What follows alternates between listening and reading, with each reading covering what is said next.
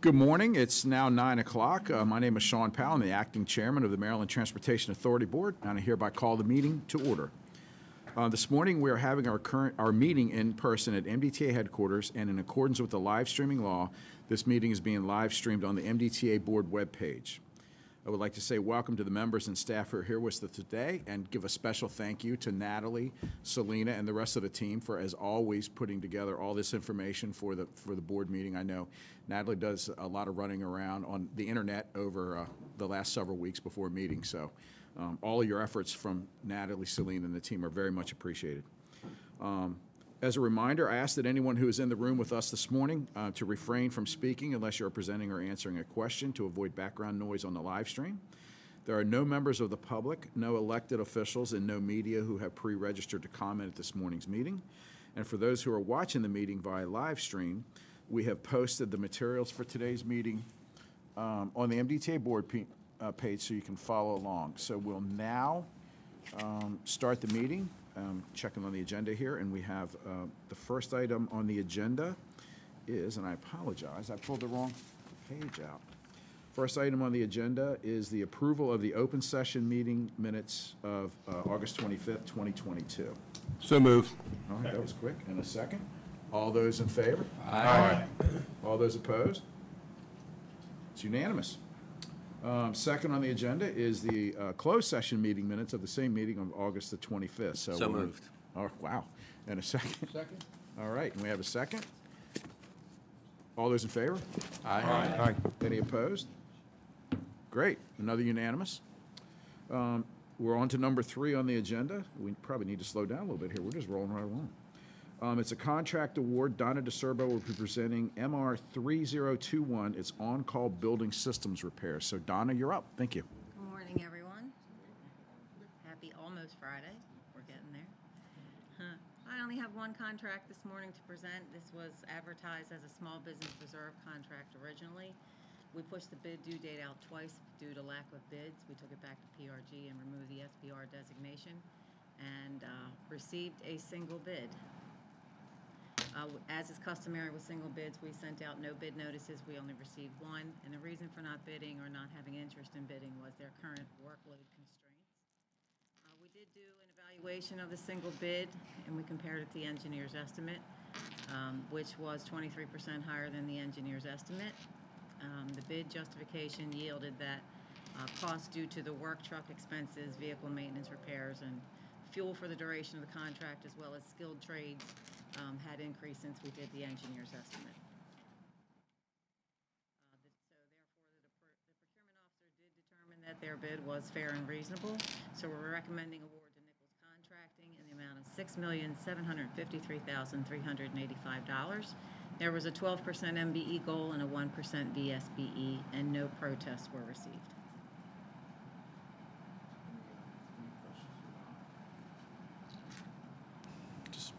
One question. So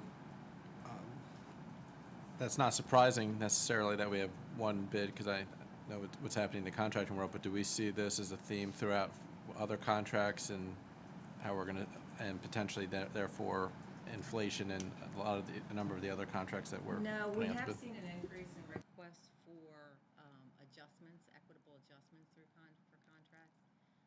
So there are certain scenarios that would be granted. I can't quote them right now, but typically they're held to the requirements and as they bid in their original bids. That's been the direction from headquarters. I don't know if you can speak to that, Sean, but we have seen an uptick in those requests. Yeah, and we're still reviewing a lot of those requests. Yes, So we're trying to get an MDOT-wide approach. Yeah, they're evaluated on their own merit. It's not a blanket across, denial of an increase. They're considered and what the circumstances are surrounding their request.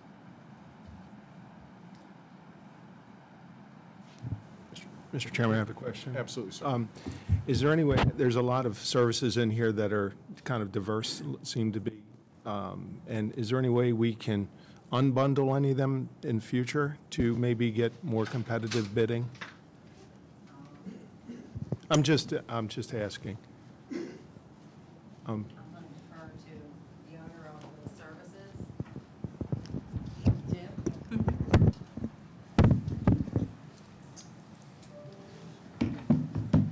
Good morning, everyone. Jim Harkness, Chief Engineer.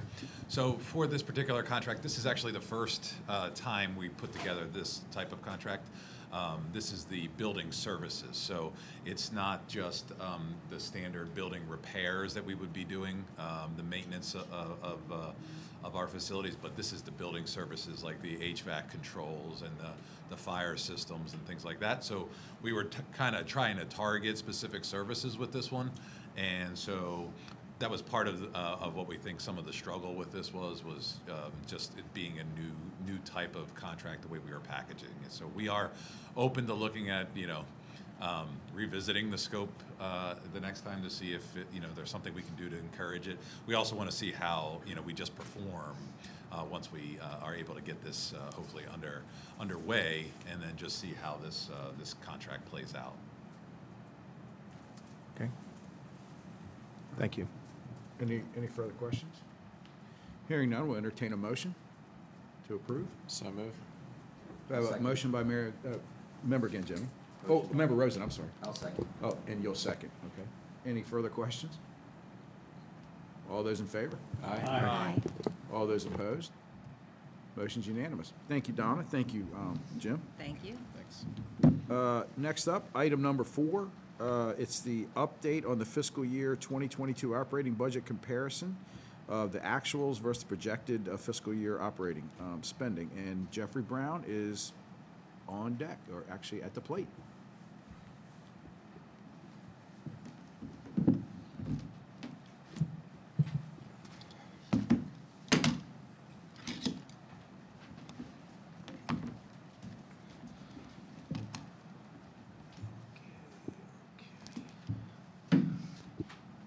Okay, hi. Good morning. For the record, my name is Jeffrey Brown, Budget Director for the MDTA. And as just mentioned, I'm here to provide an update for the budget versus actual performance for full year 2022. Some of the key takeaways for the full year, we spent 90% of the budget versus a target of 100%. All objects except for Object 13 were below the targeted spending levels. And a recurring or key theme to what's driving this performance are personnel vacancies and order delays. And typically order delays are due to supply chain issues, especially due to COVID-19. Moving on to some of the detail, for both Objects 1 and 2, we are below budget at 93% spent. As just mentioned, employee vacancies drives this performance. Communications was at 85%. Telecommunications is driven by vacancies as well. We're at a 61% spend, but the big driver in this case is the state-paid telecommunications, and that's for the state radio system invoice, which came in under budget by $200,000. Moving to Object 4 is below budget, 52% spend. Ongoing effects of COVID-19, more teleworking, cancellation of in-house or in-person conferences drive this performance. Fuel and utilities, Object 6 is at 78% spend. The big driver is electricity at 69%. We had some LED replacements for lights, and the toll booth removals all reduced our electricity needs. Object 7, and really a common theme between Object 7 and Object 11, are the supply chain issues, order delays. For Object 7, you have 89% spend, and really it was delaying orders for vehicle purchases. We expect that to roll over into the next fiscal year. This was partially offset, though, by increased fuel costs. That's driven by the inflationary pressures that we see. Contractual services were at 88% spend. Some of the major variances were advertising at 48%. Ongoing COVID-19 issues really curtailed our outreach efforts and partnerships. Repairs and maintenance was at 63%. A big driver of this was really not a budget issue, but more of a reporting issue. There was a portion of a project that was charged to a different object. It was worth $622,000. The entire project was essentially on budget. It's just the split between the two objects was different than what was budgeted. Building repairs and maintenance was at an 86% spend. It was driven by less expensive in-house sludge removal, shift to construction spending, and there were some delayed billings that we expect to roll over into next year. Janitorial services was at 71%. This is driven by the lack of access to the Key Bridge some of the key bridge buildings for a time, which were shut down, so that reduced the activity of the janitorial services. Education and training is below budget, driven by the COVID-19 aspects, cancellation and suspension of various trainings. Management studies is below budget at 89%. There were just reduced requests for studies for this year. Security services was at a 51%. It was a combination of contractual security services at police headquarters was below budget, and plus we no longer do armored car cash pickup at the toll booths, so that drove reduced spend. Easy Pass retail fees were at 74%, and this is due to the backlog in the processing of NOTDs. The primarily IT objects, which is 841 through 869, was below budget at 81%, and that was driven by contractual personnel turnover. We essentially did more with less. We had turnover in contractual people. Easy Pass Service Center cost was really close to being on target at 94%, and it's just a difference between what we assumed budgeted and what the actual spending came in. Object 9 was at 88%. Roadway maintenance was at 51%, and this was ongoing construction activity that kind of reduced our operating supplies and material needs. Salt was the mild winter, and uniforms, as mentioned before, COVID-19 issues, just delaying orders drove the lower performance, or underspend, shouldn't say lower performance. Ammunition is at 158%. I think this is a recurring theme from previous meetings. It's the TASER contract from the first quarter, plus some purchases during the year. Replacement equipment was at 68%. This was due to the delays at the Nice Middleton Bridge. We expect these funds will be rolled over into next year. Additional equipment I mentioned before, that was the supply chain issues, which was at a 37% spend. And fixed objects, which was the last one, which was over target at 103%, and this was driven by the excess property liability costs. We've seen rate increases for insurance, which drove that increase. That concludes my presentation. I'd be happy to take any questions at this time. Great. Thanks, Jeff. We really appreciate it. Do we have any questions? Okay. Thank you, sir. All right, thank you. Next up, item number 5, it's the fiscal year 2022 capital budget comparison. And coming up to the plate will be Jeannie Marriott. So welcome. Good morning. Good morning. I'm Jeannie Marriott. You have me saying it wrong. Capital Program Manager. I'm here to give an update on the status of actual fiscal year 22 spending against the fiscal year 22 capital budget in the fiscal year 22 through 27 draft CTP. This information was presented to the MDTA Finance Committee on September 6th.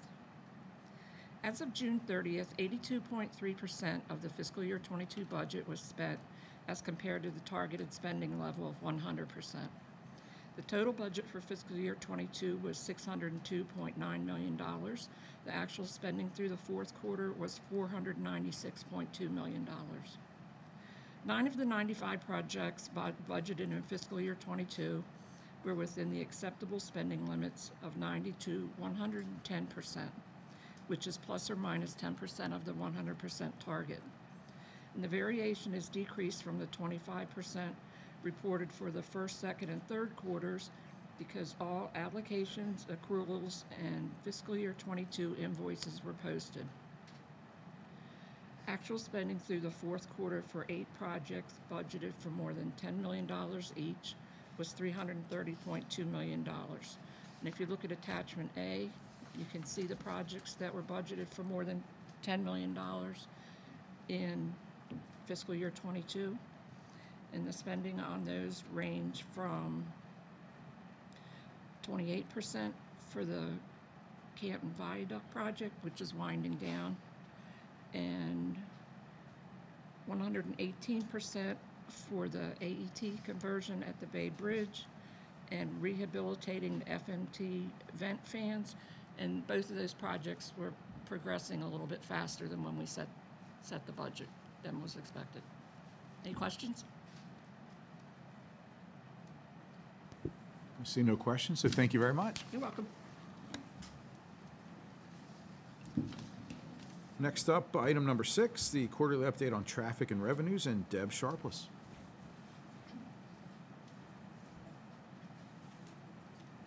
Good morning. Morning. One second, sorry. Okay, so, today's update on traffic and revenue, this is a year-end update, so this is for fiscal year '22 in its entirety. And if you recall, our revenue is reported for this update on a cash basis because that is how our debt policies and our trust agreement anticipates revenue being recognized. So for FY22 on a cash basis, we underperformed the forecast as we had reported the last time we did a quarterly update. The underperformance was $19.2 million. In a second, I'll talk about the key contributors to that, as well as a few items that offset it. Now, the FY22 cash revenue, it was because it's a cash basis, it was a combination of FY22 transactions as well as FY21 transactions. So finance, as well as our traffic and revenue consultants, we paid particular attention between performance as to what was happening with the FY21 transactions versus the 22. And the reason that that's so significant is to determine whether or not any of the underperformance would have impacts on future years. And so from our performance this year, we're expecting minimal impacts. Now, the economy and fuel prices and all that, we had a meeting yesterday. Our traffic, commercial traffic is softening a little bit, and so, we'll see a little bit of that in our forecast. We'll present our next 10-year TNR forecast in November to you, along with operating budget, capital budget, forecast, everything that we do at that time. Okay, so the $19.2 million, why did we underperform? So first, if you recall, we had an overstatement in the forecast accidentally, that $37.7 million. And then collections was lower than forecasted. The customer assistance plan has had a lot of benefits for customers. But one thing that we have seen are lower payment rates. We expect that to rebound, but payments have been a little slower than what they had been prior to the customer assistance plan. But again, when thinking about that plan, we got to look at it collectively, and there's been a whole lot of benefits from the plan. And then what offset that was Easy Pass and administrative toll revenue and collections associated with Easy Pass offset the underperformance by almost $26 million, and then certain transactions were not included in the forecast, which is nearly $10 million. So collectively, that's what accounts for the underperformance. Again, we're not anticipating any long-term impacts on us from this underperformance. Now, also in your materials, in the attachments, you see the comparisons. It's much simpler this year because it's year-end, we don't have timing differences like we normally would when we're just doing a quarter. And then also in your attachments B is where we break out revenue forecast versus actual by facility, and then also by payment method. And then lastly is a CDM Smith report, their perspective on how we have performed in relation to the forecast. And if as you read through that report, I think you'll see, great consistencies in the materials that we've been presenting you, as well as I'm sharing with you today. So with that, happy to answer any questions. Thank you, ma'am. Any questions for Deb? Okay. All right. Thank you. All right, hearing none. Thank you. Next up, item number 7, the major projects quarterly update. Jim Harkness.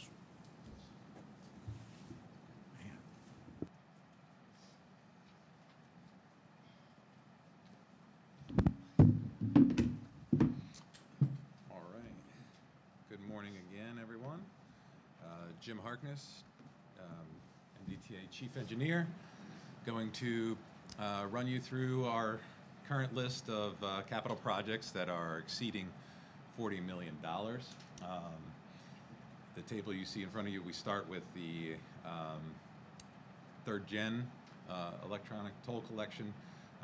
You've received regular updates on that, so I'll skip on to the next construction capital project that we have, which is NB 543, or the replacement for the nice Middleton Bridge.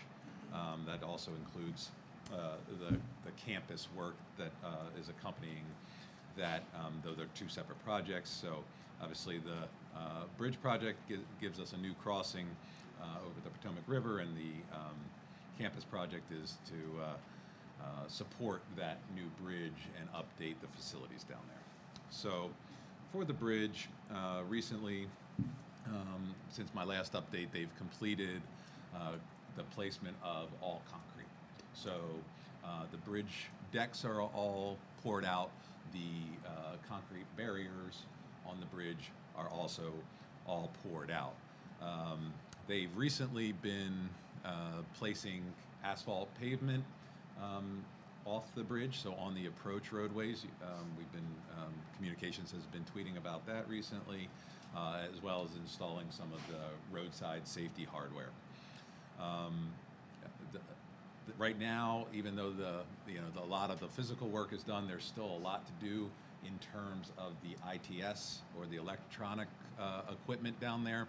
So we have lane use control gantries, cameras, electric message signs. So all that kind of work needs to be integrated into our advanced traffic management software.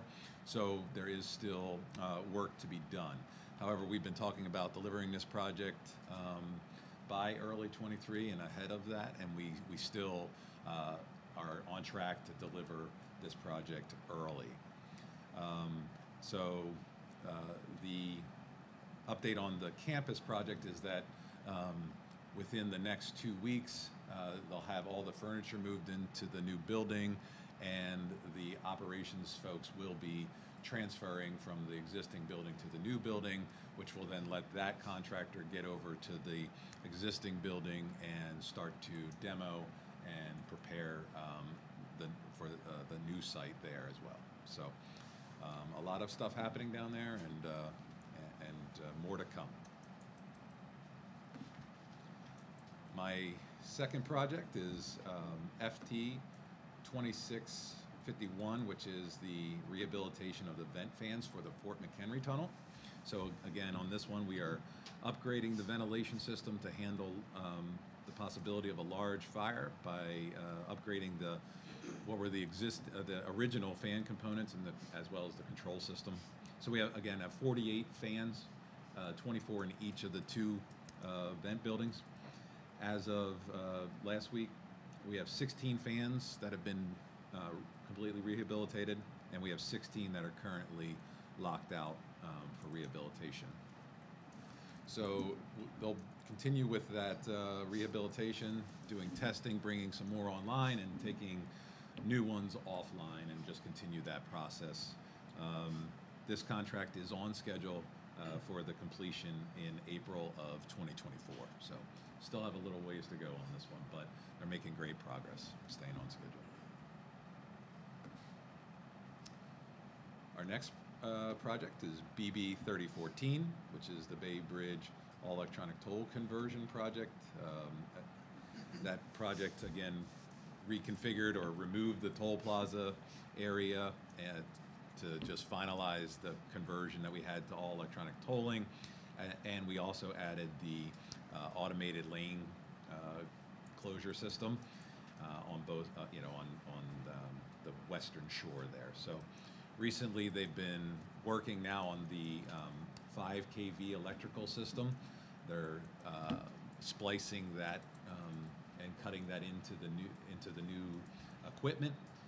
They're also working on field acceptance testing of all the devices out there that are required for this lane control. So most visible may be the new large overhead lane use control signals that are on the gantries. Also, you may see the the gate, the swing gates that are installed along the roadside. Those type of things are now getting we're working on getting permanent power to those, getting the permanent communications over to those, and then similar to what has to happen with the Nice Bridge, then there's a whole integration component that has to happen to that. So then that'll be happening, and it's been happening, but happening behind the scenes, and then we'll finally get to test them and implement them later this fall. Chairman, so on those, you say before the end of the year, they should be operational? That's correct. Okay, Yeah, good. we're Great. Still targeting this fall. We are a couple of weeks away from having that full power cut over be able to occur, and all the testing that it goes along with a 5 kilovolt system. And then it's just the software guys being able to do their things, and then working with the field guys to test everything out. Long time coming, but great. It is. Good work. Jim, Thank they're you. very impressive when you drive through there from either shore. You see that and you're like, Yeah. wow, this is really cool.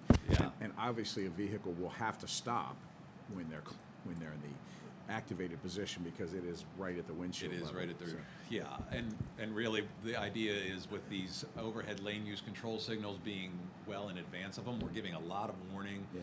Warning that, we've expanded the system on both sides, so, under the old system, they were closer. We had a toll plaza that we dealt with, and then we were kind of within the Maryland 8 interchange. So we've really expanded it out to give more information earlier to the motorists to sort of get them into the right lane configuration. So we're hoping some efficiencies there.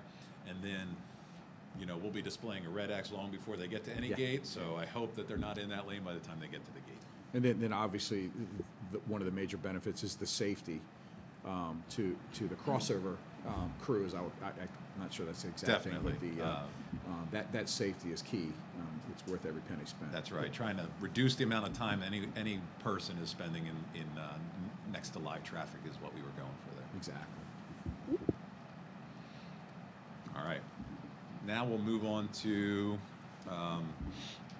two of the ETL extension projects. We have KH 3009, which is the actual extension of the managed lanes from 43 to Maryland 152.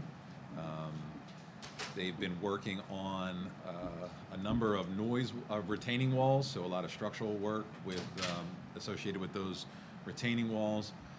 They've been working on a noise barrier, and then they have 3 significant structures on this project: big gunpowder bridge widening. They have the Raphael Road overpass that's currently closed and being completely reconstructed.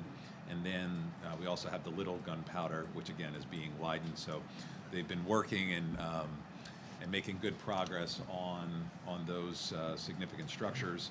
They're also doing associated work with storm drain systems and kind of doing a lot of moving of material. So excavating in the median and moving that around the site to other places where we need fill. So that kind of work is going on, and that structure work and grading and retaining wall work will all be continuing in the coming months. So next we'll move on to KH 3019. Again, part of the ETL, but this is the interchange reconstruction for Maryland 152. So we have started placing some forms for the footing at the abutment for the 152 bridge, the new bridge. So that bridge is currently had been partially demoed. We've pushed traffic all to the north side of that bridge, and now they are working on, as I said, the abutment there. We have the very large 108-inch water main from Baltimore City that's in this area, so they're doing some structural work to place concrete slabs over that to sort of protect it so nothing happens to it, to ensure nothing happens to it, so they're working on that. They're doing some retaining wall work on this job as well, and then there's a structure further up north, closer to Maryland 24, Winter's Run Bridge, which carries 95 over Winter's Run. They're actually doing some work on that too, so they're widening that a bit as part of this project, and so they're working there. And then we have some some storm drain work, some large storm drain work. So we have a 42-inch storm drain on JC Drive, which is right there near Maryland 152. They've completed that storm drain installation. So in the coming months, they'll continue with the bridge structure repairs at an expansion at Winters Run. They'll excavate for the new ramp alignment, one of the new ramp alignments there on the northbound side, and they will be doing some jacking and boring of those drainage pipes. All right. Next project still on Kennedy Highway, but further up into Cecil County now. This is I-95 at Belvedere Road interchange project. So again, we're constructing a new interchange here, brand new interchange off of Belvedere Road. It's to support the planned development there for Cecil County, and it will provide the direct access to Belvedere Road, so improve some of the local roadway access in Cecil County. We provided the contractor with full NTP back in August. The design build team is busy working on the design, so they're submitting some of the release for construction packages, and they submitted their CPM schedule. We're working with some of the permitting agencies now in order to get some advanced grading package through. We have to get some of the utilities. Delmarva has some utility there. We need to do a little bit of grading in advance of the rest of the construction work. So we're working with the agencies to get that permitted early so that they can get out in January and grade and get the Delmarva power out of the way, so our contractor can really get going later in the spring. All right, that's all I have for that one. That was the last project that was in construction. Now we'll move to a project that's in procurement. This is HT 2709, which is the Harbor Tunnel ventilation building facade and the switchgear replacement. So again, just replacing that 60-year-old switchgear, and in order to get that in and out, we have to mess with the facade. So we're actually upgrading the facade anyway, which has historically been a little bit of a problem for us. We also address fire pumps and some other things within the tunnel, and that's are in the buildings anyway, and we're up adding a second stairway to be in compliance with NFPA code on this project as well. So this project is currently with procurement, and they are working with legal to work through some of the issues. We had some protests that they are working through, and we hopefully will have this come before you later this year for approval. That's all I had on that one. Then we'll move into the next project. It's listed as design. It's currently kind of in a weird state because it's our CMAR project. It's BB 2726, eastbound Bay Bridge Deck Rehabilitation Phase 1. So on that project, we sort of broke up all of Phase 1 even down a little further. We have a Package 1. I'm pleased to say that we have that was at 100% design since our last update. We've received GMP from the contractor. We've been able to talk to them. We've worked with our independent cost estimator. We've looked at things, and we've accepted their GMP. So we have this on the agenda for the October Capital Committee, which then would hopefully be here before you in the end of October for your approval. At this point, based on their schedule, they have some work under this package that includes relocation of utilities and communications on the bridge, so that work, as well as stormwater management and some structural strengthening. Those things would start to happen in the early months of next year, and then major work, the actual replacement of those deck panels, would not happen until after the summer travel season. Get that out of the way, and then when we have less pressure, get the contractor out there to start this major work. So that's the plan as we know it now. So let's see.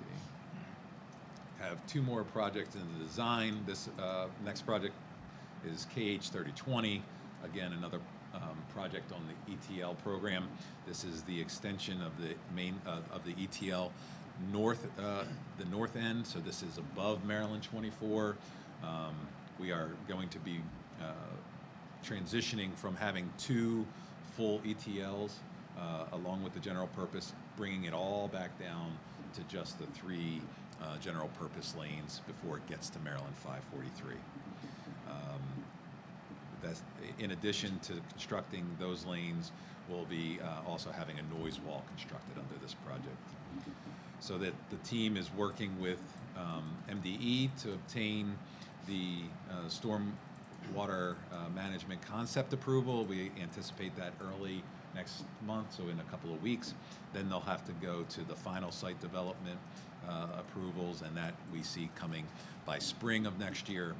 We are currently scheduled to advertise this in May of next year, with NTP by December, hopefully a little earlier, and then construction completion in October of 25. Okay. And our last project for today is KB 3005. This is the repairs to the structures on, to a couple structures on 695, as well as subgrade rehabilitation near Sparrows Point. This project is needed because there's ongoing settlement of the subgrade there and the deterioration of some of the structural back walls along 695. So we have three structures that are affected. It's Bear Creek Bridge, the bridge that goes over Maryland 157, and then there's a bridge that goes over the railroad for Trade Point Atlantic. We are in the final design stage now of this project, and recently we've been meeting with the stakeholders. So we held meetings with Trade Point Atlantic to discuss impacts to their operations. They also have ongoing road work, so we're just making sure we're all synced up on terms of our schedule when they deliver and when we'll be out there, because this project will have impacts to 695. We'll be needing to close a lane in each direction on 695. So in addition to those lane closures on 695, there'll be ramp closures, and those ramp closures just affect the movements around Trade Point Atlantic and the community there. So we're just getting out there early, letting them know, and coordinating with them. We've also coordinated with the port as well as Maryland Motor Trucking Association. Yeah, that was going to ask. With the truck traffic coming out of the port, that's going to be affected because of the ramp closures. Is that where it is? It's some stuff coming out of Trade Point Atlantic. Oh, okay. But mostly coming into Trade Point Atlantic. The ramp coming out really won't be as affected, so that movement should be okay. And the port, you know, they'll coming out Roning Highway, they'll have to go through this lane closure that we'll have going from 2 to 1, but we're anticipating that we can manage those queues pretty effectively. So this project is scheduled for advertisement in April with an NTP, we hope, by September or October. And completion would complete, construction would complete by the beginning of 2025. That's all I have for you guys. Any questions for Jim? Mr. Chairman, I have just a comment, if I could, Absolutely. on the I-95 ETL northbound at between Bradshaw and Raphael. First of all, I wanted to thank you for the amazing job you do in your position for MDTA, Jim. I was, earlier this week, I was with some of the leadership from the local fire department. They run hundreds of calls on 95, that area, every year. And one of the questions they had, and I've relayed this to Will, and he's going to have somebody follow up, is the access, the change from Bradshaw to Raphael on the access for emergency equipment. So they have some questions about that, and I think Will's handling it internally.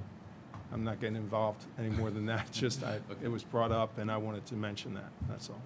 Okay. So thank you. Appreciate that. Thank you. Anything else for Jim? Thank you, sir. All right, thank you. Next up will be the Information Technology Major Projects Quarterly Update for David Goldsboro. Welcome. Well, good morning, Mr. Chairman. Good morning to the members of the board. Great to see everyone. For the record, my name is David Goldsboro. I am Director of Information Technology for the Transportation Authority. The purpose of this update / memorandum is to give a quarterly update to the board on MDTA's Division of Information Technology. As of September 29th, DoIT maintains an active portfolio of 17 projects, which is consistent with the last update. We did move 2 projects previously on hold into an active status. Since the previous update, we have completed the rollout of a web-based scheduling system for the MDTA stop-in centers. That was a very successful rollout. We built it in our Salesforce platform, and I think it met with immediate success. We saw probably about 500 appointments on a weekly basis being scheduled inside of there, so folks could schedule their appointments and choose from a menu of options of things that they wanted to resolve at that appointment. So I think it went very well. The numbers have dropped down slightly over the last 2 weeks. I think that's a good thing because I think it demonstrates that the scheduler's working, but also that folks are getting their items resolved, and we're not seeing such a glut of appointments needed. So very proud of the work that the team did on that. We also still providing go-live support for our third generation tolling system, 3G. That will stay in place until we wrap up the recruitment for the new program manager that will come in and take that over and see it through to the next iteration, whatever that might look like. I gave an update the last time that we went through a cybersecurity readiness engagement back in May. That was right after we finished out our penetration testing. We still have not received that. I was hoping to have an update for the board today. State DoIT, I think, is still reviewing a lot of the information that they received. It was a large engagement, a lot of questions. So hopefully by the next update, I'll have something for the board. And we can maybe do something similar that we did for the pen test, which is go to a closed session, Mr. Chairman, and maybe answer some questions there if there's interest. Some of the significant initiatives that DoIT continues to work on, always cybersecurity is at the top of our list. We have implemented what's called, we've implemented a restriction on what's called simple passwords. So we don't allow things like welcome, Baltimore, Ravens, things like that, things that are very common. It just helps to fortify our network and keeps the hackers away from, trying to exploit us on those types of things. I believe we will be using something like welcome for a reset, but that's because the user will be forced to change it again at the next time. So for a quick reset, I think we're leaving it in place, but then you will be forced to change it. When you change it, you won't be able to use something simple like that anymore. It won't go into place until you have to change your password. So whatever your password is now, it'll stay. When you have to reset it, then you'll meet with that restriction. So we wanted to try to minimize the impact to our staff. As I said, post go live for 3G will stay. We're doing a lot of work with our eForms platform.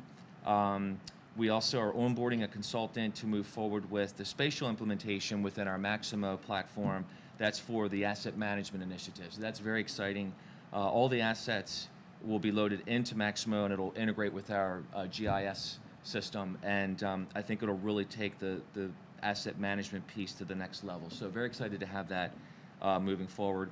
The RFID, I gave an update last time. The inventory tracking, we are doing a retagging effort right now for our critical assets out in the field. It's about 2,300 IT assets we are retagging. I estimate hitting the 50% mark in the next week or so. So I do think we will be in line with that December time frame of getting that first piece done from a tagging perspective. Next year, this time, we will continue to tag assets with RFIDs as we do deployments. So I would imagine by next year, this time, probably a good 80 to 90% of our fleet will have this new tagging system, which will really move our inventory reconciliation to another level and have it be a lot more accurate. So I'm really excited for that. We've onboarded a new cloud services manager position. Excited to have Brian Pittman join us. We had that on hold because of the pandemic, so we were excited to get that recruitment underway. and really excited to have Brian on board.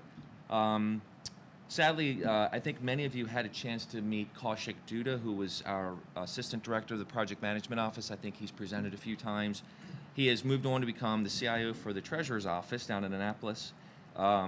Sad to see him go, but definitely very excited for his opportunity. I think he's going to do a great job down there, and we have an active recruitment underway for that replacement. So hopefully we'll get something done over the next few months. And with that, Mr. Chairman, that's my update. Any questions? Well, thank you, David, and Sure. thank you always for engaging when we talk about cybersecurity. Whenever it seems like no matter where we are in the building, so Right. I know that it's top of your mind. So I appreciate that. Sure. Do we have any questions, Dave? One question. Yes, sir. Are we using multi-factor authentication both internally as well as for the EasyPass website? No. So internally, we're not using multi-factor yet. Externally, we're using it for our Office, Microsoft Office platform. So when you go to office.com, if you're outside of the network, you do have to put a passcode in that you receive from your phone. We consider connectivity to the network, member Rosen, as your second factor. So if you log in and you're physically on the network, we don't require that two-factor. I think eventually we'll get there, but as of right now, it's not a requirement from the state security, so we try to stay in alignment with them. But I would imagine we'll get there sooner or later. So, and for the EasyPass website, are we going to be requiring that at some point for users? I think so. I think that probably will be something that we will put on the table for that site as well, yes. David, I will say the multi-factor authentication when you're off the network is very effective, because before I can VPN most times, I'm getting this notification that I need to, Right. you know, to get the passcode or what have you. Right. So you're typing as fast as you can it's like Yeah. to get logged into the network, but Yeah. it is very effective. So Yep. what we're doing. If you're outside of it. VPN, that is your second factor, Yeah. because you need your token to use the VPN. So Right. that represents. But it's your- getting to that when you're sitting. Absolutely. Oh my God. Yeah, yeah. And I will bring an update, Member Rosen, for the next time on the multi-factor for the Drive Easy MD site. Is that what you're referring to? Yes. We are having active discussions with the vendor on that site. I'll make sure that I highlight as an update the next time. I appreciate that. Yeah, Sure. It's pretty, as you know, it's commonplace in the financial service industry Oh, at this sure. point, and we're holding credit card, well, I guess the site's holding credit card The site information, is. personally identifiable information. So it's important we protect the customer's Yes. data. Yeah, absolutely, absolutely. Any other questions for Dave? Thanks, sir. Okay, See you thanks, next Mr. month. Chairman. Yep. Okay, next up is item number 9. Tia Rattini will be updating us on the Civil Rights Fair Practices Socioeconomic Programs. And I see Percy Dangerfield is joining her at the table as well. Welcome. Welcome, both of you. Thank you, thank you, thank you. Thank you, Chair, members of the committee. For the record, my name is Percy Dangerfield, Chief Administrative Officer of MDTA. I'm also joined at the table with Mrs. Tia Rattini, who's the Civil Rights and Fair Practice Director. And we're here today to update the board on socioeconomic programs. But before we get into that, I want to take an opportunity to bring to the board's attention that our Q3 MBE obtainment percentages had been adjusted. Now, prior to Tia's arrival, we were actually cheating ourselves and double counting some of the contracts for the prime contractors in our reporting. So since then, Tia and the team have identified that. They made the appropriate adjustments moving forward. And as a result of that, we were actually under-reporting our MBE participation. But as a result of that, our MBE participation obtainment numbers are actually higher. And there is a slight decrease in our VSBE repayments. So just wanted to bring that to the board's attention before we started with the report. And I'll turn it over to Tia, and she'll walk through the report and highlight any other issues you guys want to discuss. Thank you. Tia. Good morning, Chairman Powell and board members. So this is fourth quarter reporting for July 1st, 2021 through June 30th, 2022. As Percy said, there has been in the third quarter a decrease in the total contract awards for MBE and VSB subcontractor awards, which actually increased our total for MBE participation, but slightly decreased our VSBE participation.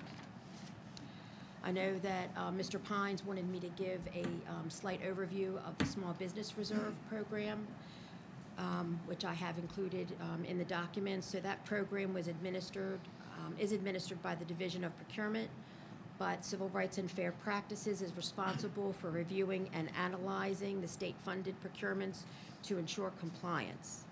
In 2021, Governor Hogan signed the executive order to increase small business participation to a 15% utilization goal, and those procurements are anywhere from $50,000 to $500,000. Here at MDTA, we actually look at contracts that are above that range to see what is feasible for the Small Business Reserve program. Small Business Reserve vendors actually go on eMaryland Marketplace, and I do have the criteria for their eligibility listed in the report. As far as the number of employees, gross sales, that they're independent. So they register on eMaryland Marketplace, and then we reach out if we see that a contract can go to a Small Business Reserve. And as long as there's at least 3 vendors, we will go forward with that procurement being designated as a Small Business Reserve contract. Again, like we have had in the past, we may put it out as a Small Business Reserve contract, but may not get any Small Business Reserve bidders. So that at that point, we have to put it back out as a regular contract, open bid.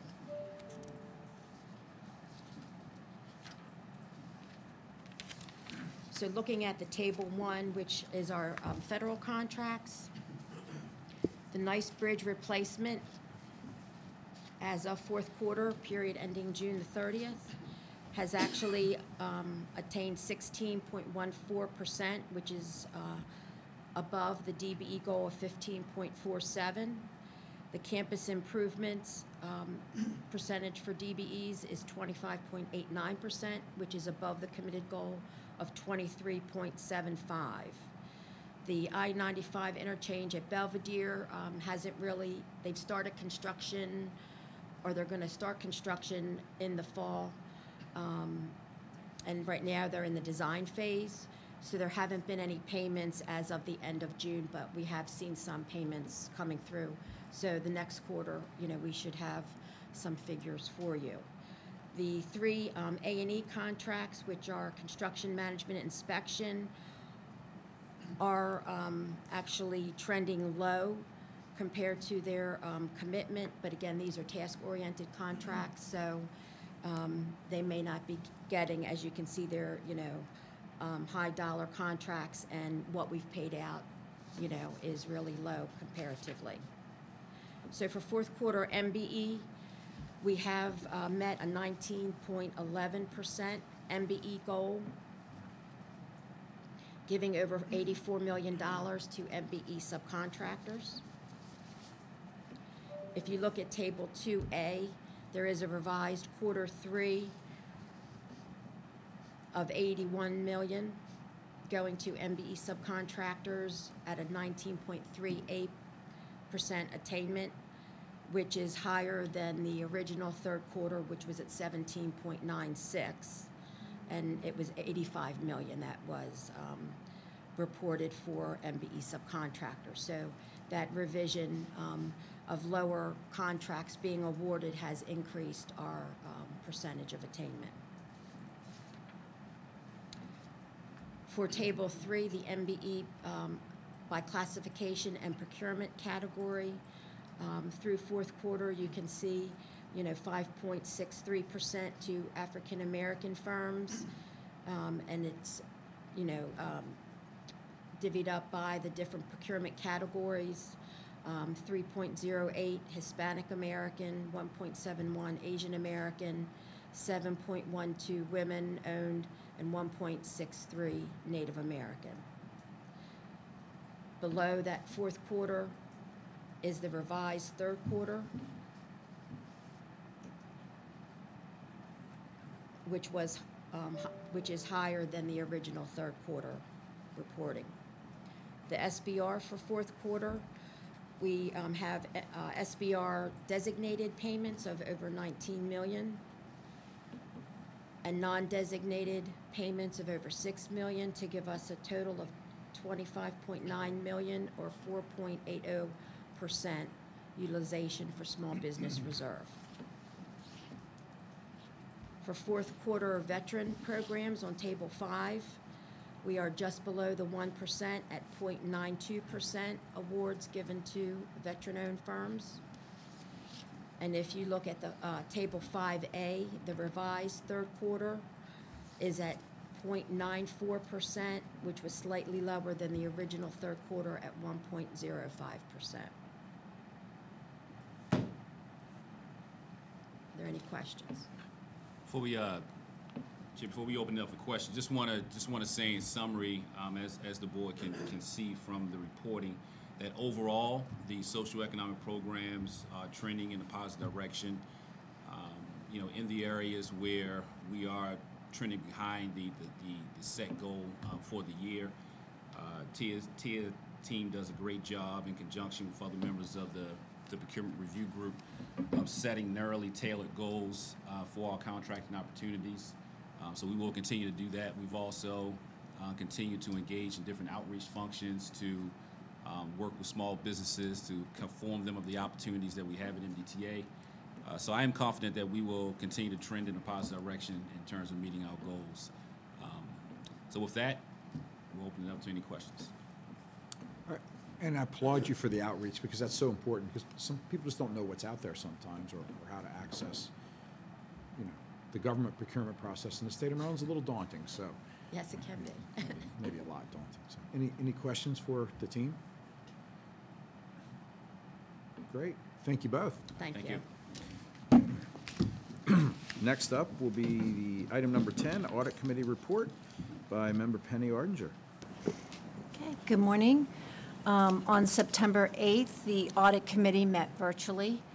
We were updated on the status.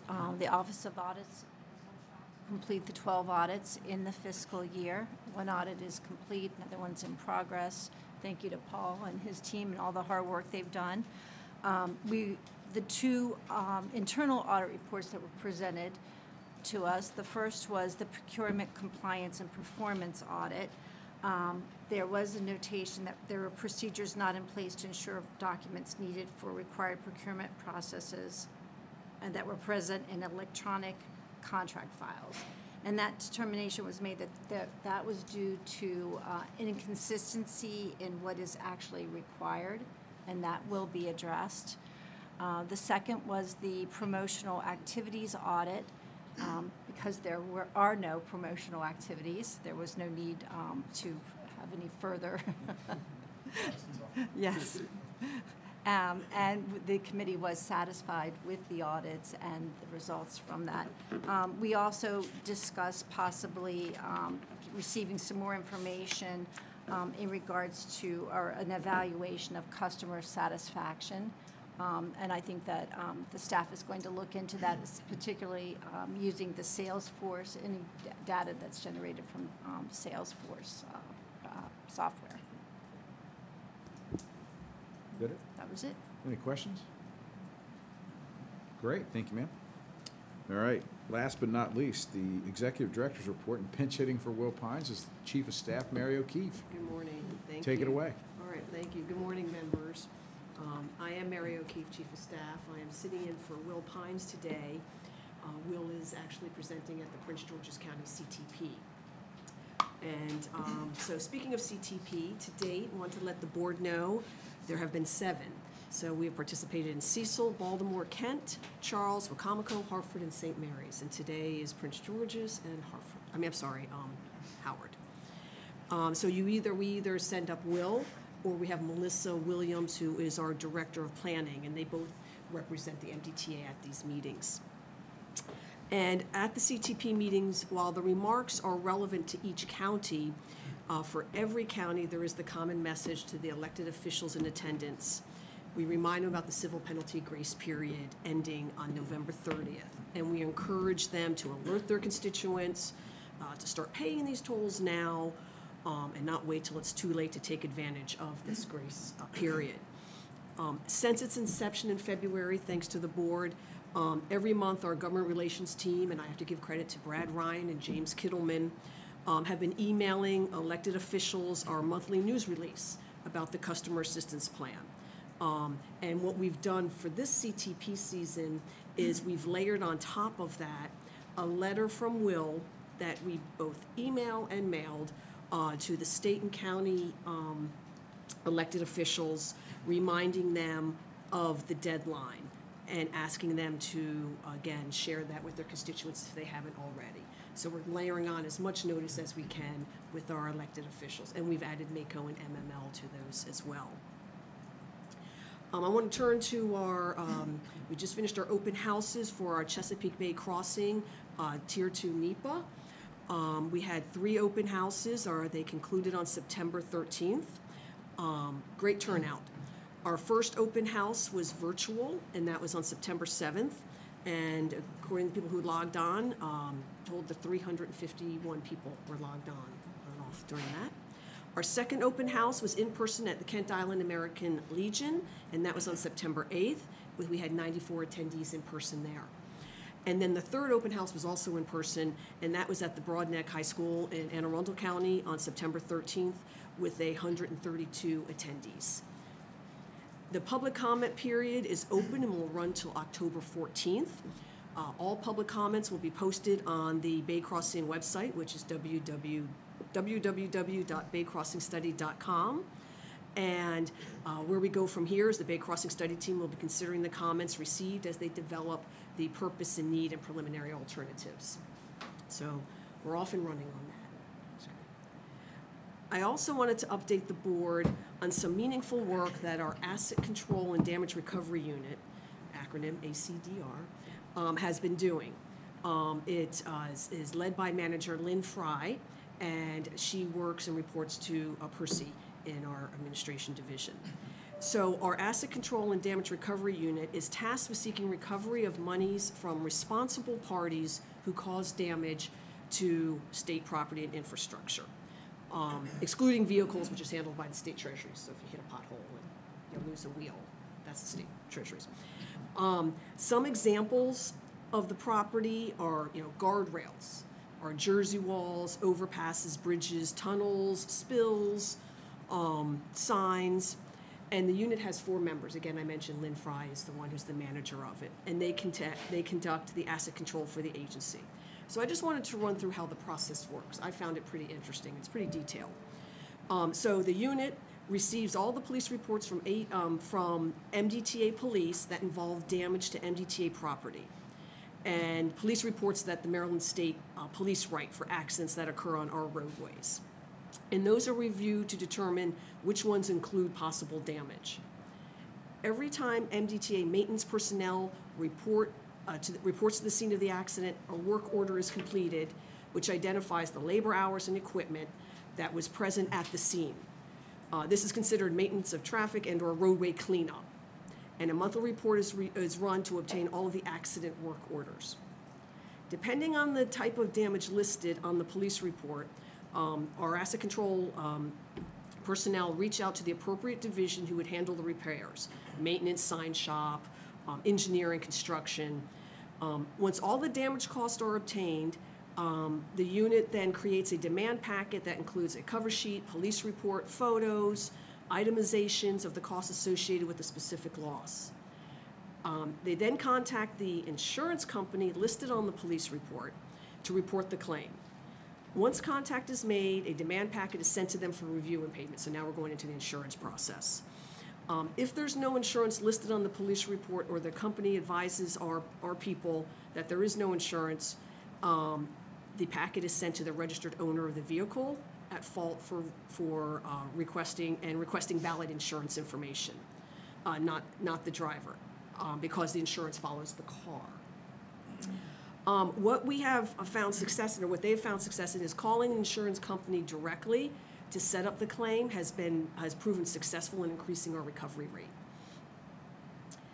Our unit, under Lynn's direction, sends the packet a total of 3 times every 30 days, either to the insurance company or the registered owner of the vehicle. And if there's no response, then we refer this file to CCU, which is the Central Collections Unit. If an insurance company offers a settlement or tries to negotiate a lower payment, or is there a policy limits issue, then those claims also get referred to CCU. So let me throw some stats out because I thought they were pretty impressive. For fiscal year 2020, and I'm going to round up, we recovered a little over $584,000.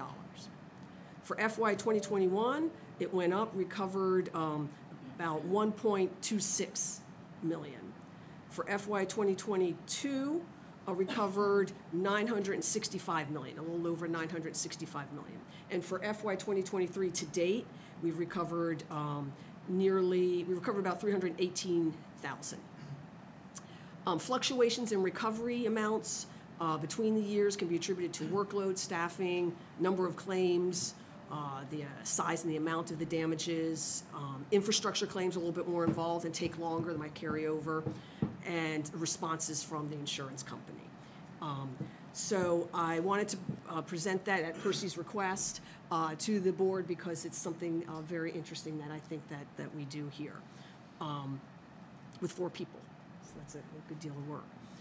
Wanted to, on this September, on September 21st, the police held another promotional ceremony for 9 employees who received new duty assignments.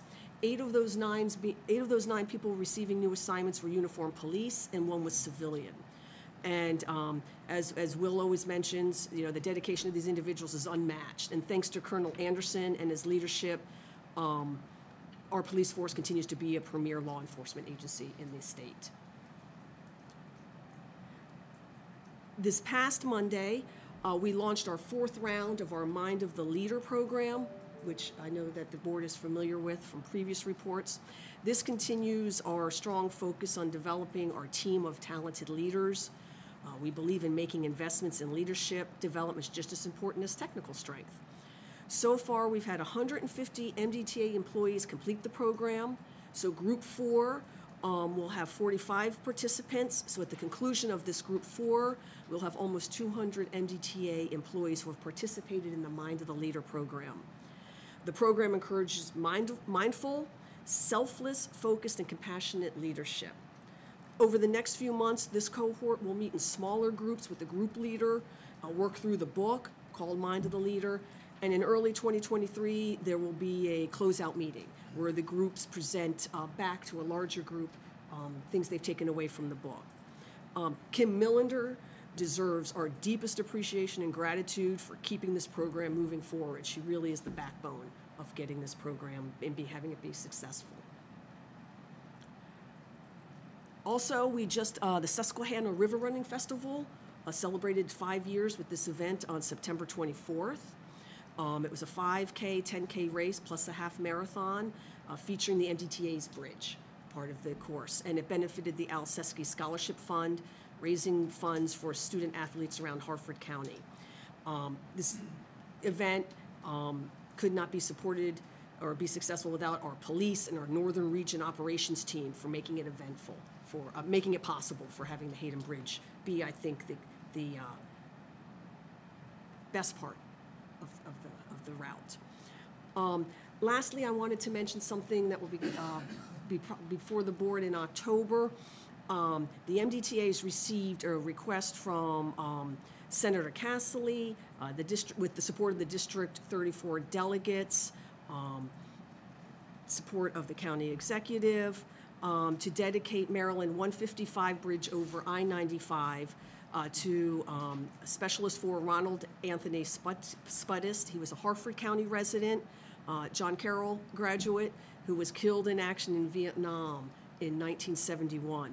So we're in coordination getting that proposal to bring to the board to seek approval on this dedication. So please, that would be forthcoming.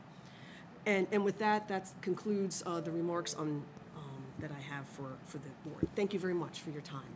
Thank you, Ms. Chief of Staff. Appreciate it. As always, a great report.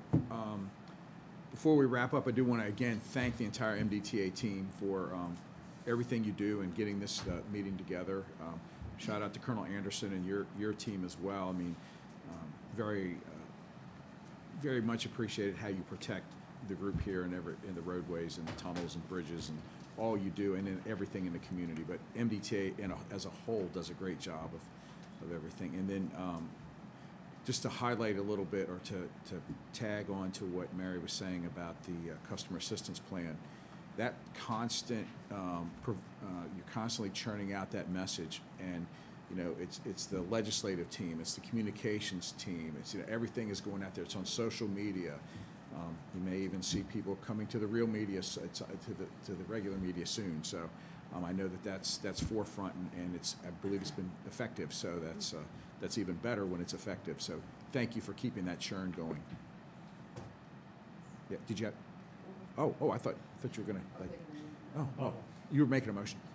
So, okay. Again, thank you all. And with that, I will entertain a motion to. Before we do that, the next meeting, tune in on October 27th at 9 a.m. We'll be back in this room for next month's meeting. So, with that, I'll entertain a motion to adjourn. Second. Okay. Any opposed? All right. Motion carries. Thank you all. I'm trying to share this with Mary.